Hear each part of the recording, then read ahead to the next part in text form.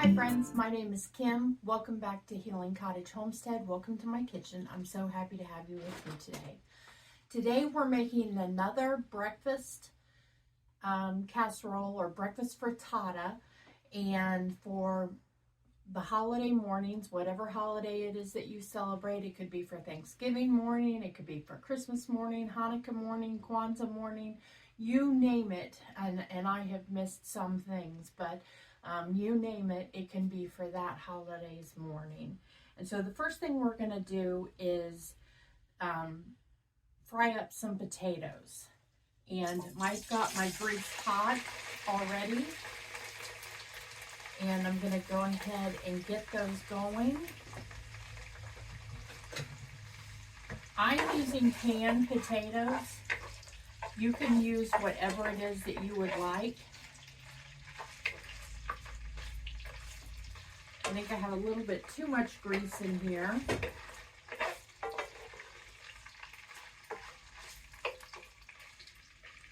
And while that's getting ready, we're going to get our eggs ready.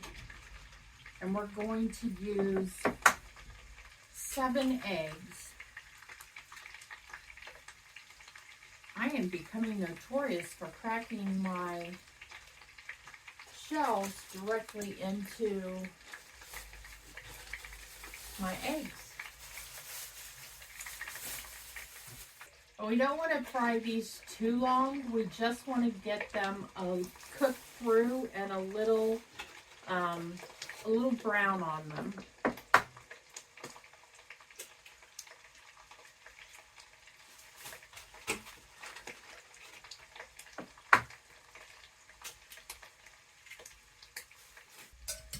I'm going to give those a whisk.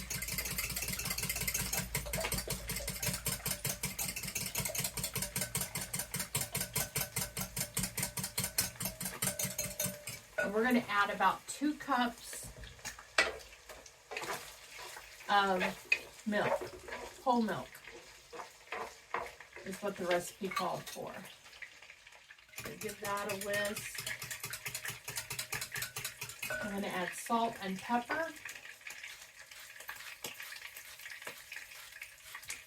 And I'm going to salt my potatoes. I love these salt and pepper shakers from Sam's Club. I think I mentioned to you that I got them online. And we're going to add a teaspoon of mustard. That's a tablespoon.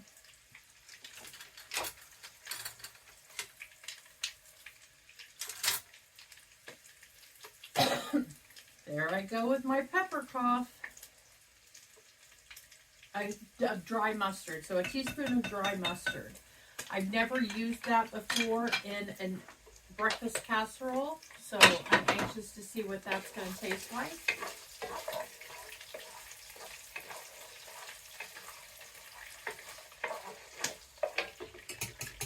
Give that a whisk. And it said to add a can of chilies. I'm using mild chilies because you know I can't do a lot of heat, and I'm only using half a can. I may regret that. I may wish that I used the whole can, but I'm concerned because they smell like chilies, so I'm concerned that it's going to be too hot for me.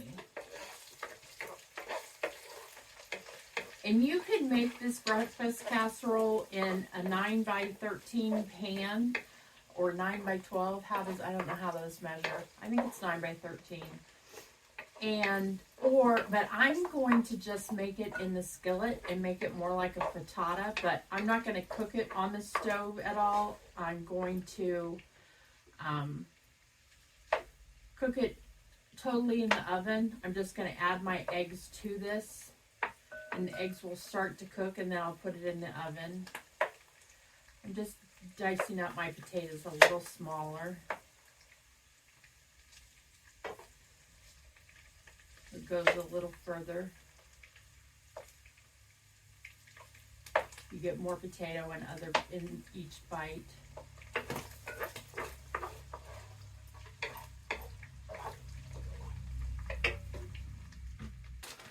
We want to add about a cup of cheddar cheese.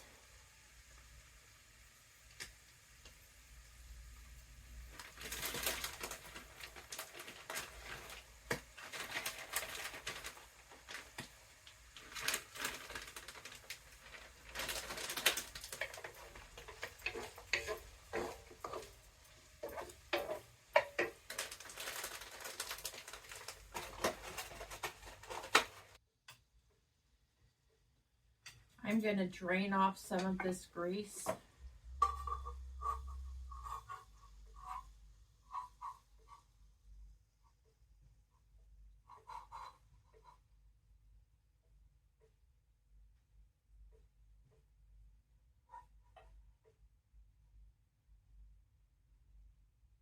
Oh, I'm making a mess.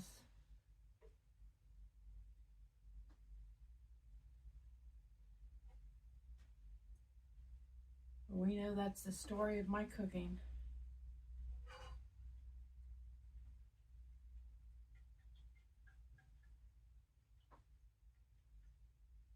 I'm going to wipe this off so that I don't start a fire.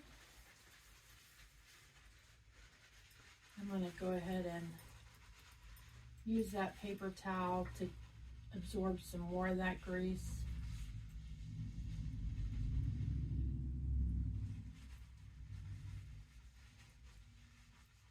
So I did pre-cook my sausage.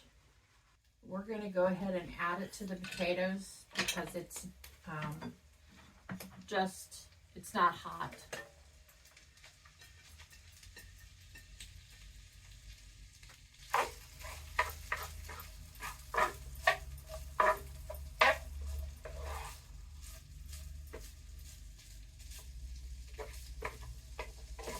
And we're preheating our oven at 350.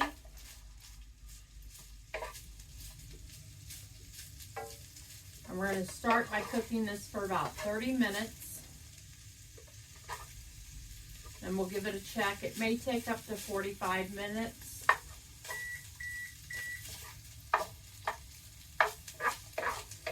Perfect timing.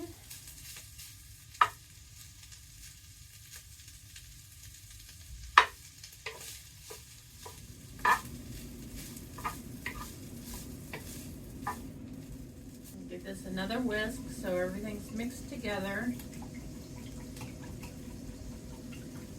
We're going to add this to our sausage and potatoes.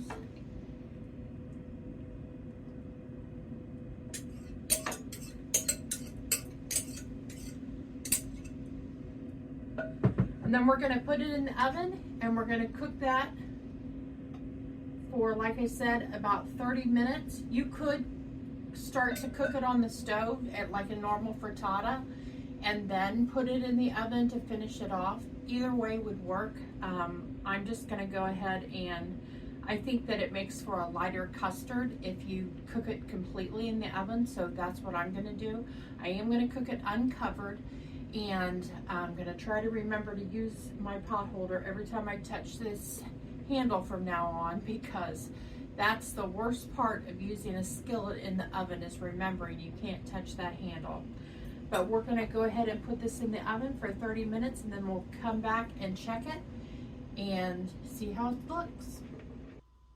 Okay, so it's done. It looks beautiful. I actually cooked it for about 50 minutes, which may be too long for the edges, but for the center, it needed that extra time.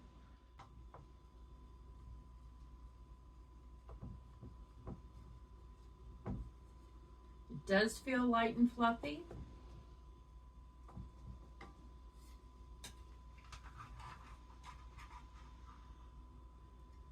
You can see. Looks good. I'm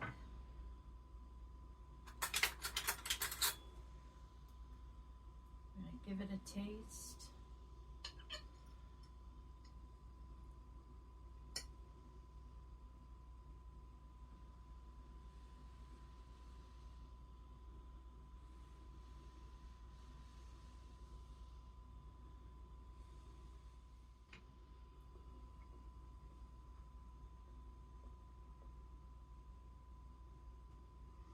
Those chilies are not too spicy. That was just the right amount. I can taste the flavor. There's a little bit of a kick, but not too much.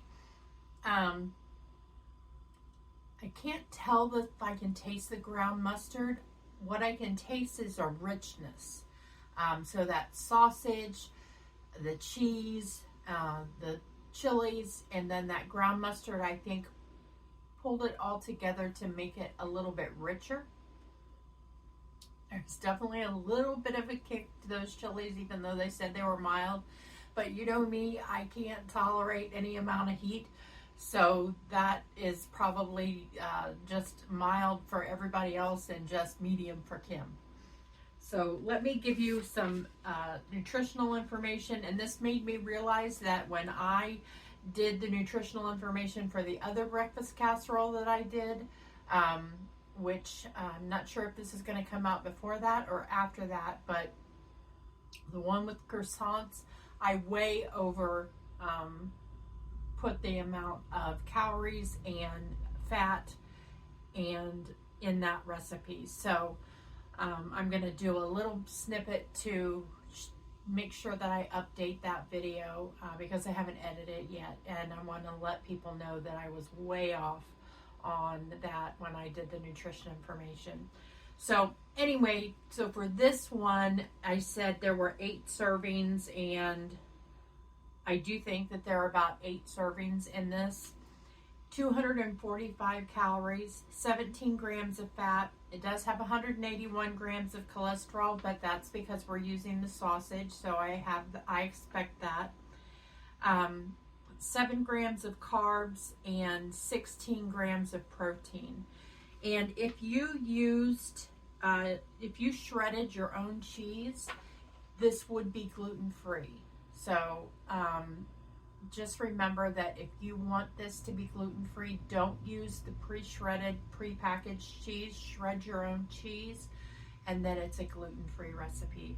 I think it's an absolute winner. I think that you could prepare this the day before and put it in your pan. I think it is a 9 by 12. I said earlier 9 by 13, but I'm pretty sure it's a 9 by 12. You could prepare it in your 9 by 12 pan, cover it with tin foil, and put it in the fridge overnight, and then the next morning you could set your temperature to 350 on your oven and cook that up for your family. You might have to cook it a little bit longer than the 50 minutes that I did because of it being cold. But otherwise, I think that this would be a great holiday breakfast that for you and your family as we go into this holiday season. Thank you for being with me today. I hope that you enjoyed this video. If you did, give it a big thumbs up.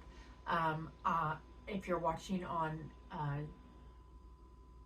TikTok, which I doubt you will because I think this video will be too long. I have a 10-minute limit on TikTok, but if you're on TikTok, give it a heart and a like. But I would love it if you would subscribe to my channel, Healing Cottage Homestead. It really helps me so that I can get in that algorithm so that people start to see me when they search for diabetic-friendly recipes. I post videos every Tuesday and Friday at 5 p.m. Eastern, always diabetic-friendly, often low-carb or gluten-free, sometimes slow cooker, Instant Pot, you name it. I try to cover all the bases. I also post videos on Sunday that are a little bit different. Sometimes I call those my homestead videos, but they're really my old-fashioned cooking skills videos. I do food preservation, gardening, and pressure cooking and things like that. I really enjoyed our time together today, friends. I hope you did as well, and I look forward to cooking with you again soon. Take care.